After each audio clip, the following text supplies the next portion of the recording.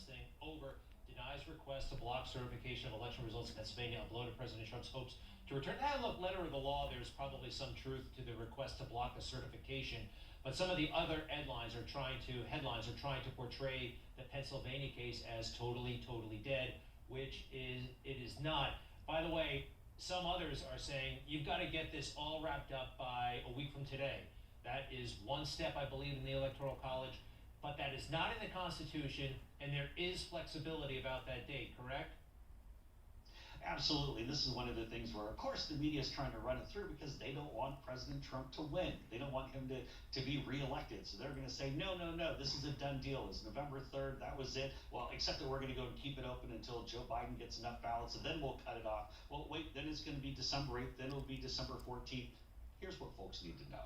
The only date that's actually in the Constitution is January 20th. And that is when we swear in the next president. Now, by both from the right and from the left, January 6th, when the new Congress is sworn in and they actually tally up the electoral votes, that's universally recognized as the real date, kind of the real end game of when we need to have this wrapped up. And whether it be former Justice Ginsburg, who said that back during Bush versus Gore, or you go back to 1960 when we had Hawaii couldn't decide if it was Nixon or JFK that won their state's electoral votes.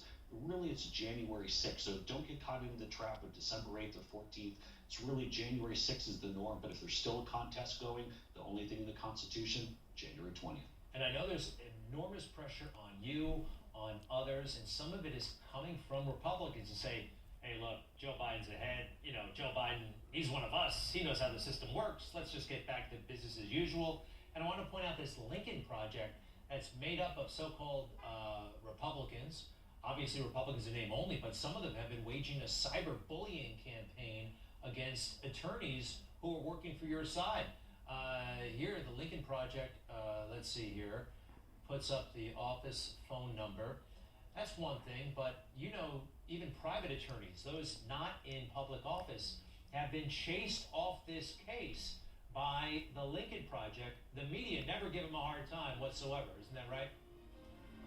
Well, it is, and great, you know, karma's a you-know-what, and so Lincoln Project will get theirs. But the fact of the matter is there's a lot of courage on this end. We're going to fight this thing all the way through. Wish Georgia Governor Brian Kemp would show some courage, do something about the consent decree in advance of these Senate runoffs on January 5th. That's a big one. It's all huge, and I still